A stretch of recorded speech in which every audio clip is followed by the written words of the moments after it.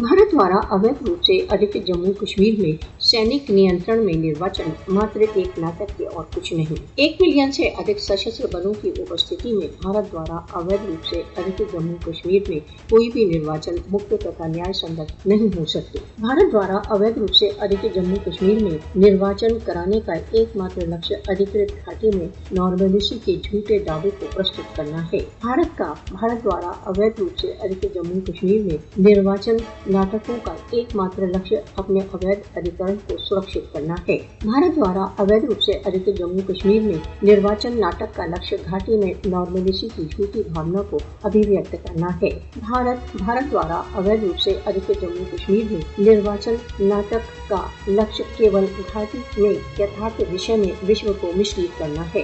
भारत द्वारा अवैध रूप से अधिकृत जम्मू कश्मीर में निर्वाचनों के ढोंग द्वारा अपने अगस्त 2019 की कार्यवाही को वैधता प्रदान करना चाहता है। भारत द्वारा अवैध रूप से अधिकृत जम्मू कश्मीर में निर्वाचन प्रत्याशी कश्मीरी जनता की यथार्थ इच्छाओं को प्रतिबिंबित नहीं करते। भारत द्वारा अवैध रूप से अधिकृत जम्मू कश्मीर में निर्वाचन कश्मीरियों की यथार्थ इच्छाओं को अभिव्यक्त करने के स्थान पर भारतीय कार्यसूची को आगे बढ़ाते दिख पड़ते हैं। भारत द्वारा अवैध रूप से अधिकृत जम्मू कश्मीर में निर्वाचनों में व्यस्त व्यक्ति कश्मीरियों की यथार्थ आशाओं के स्थान पर केवल भारतीय प्राथमिकताओं से संबद्धता अभिव्यक्त करते दिख पड़ते हैं। All parties Hurriyat conference Kashmir की जनता की यथार्थ कामनाओं का प्रतिनिधित्व करती है। कश्मीरी इच्छाओं के यथार्थ प्रतिनिधियों को हत्या तथा दीर्घ नजरबंदियों सहित पाशविकताओं का सामना है।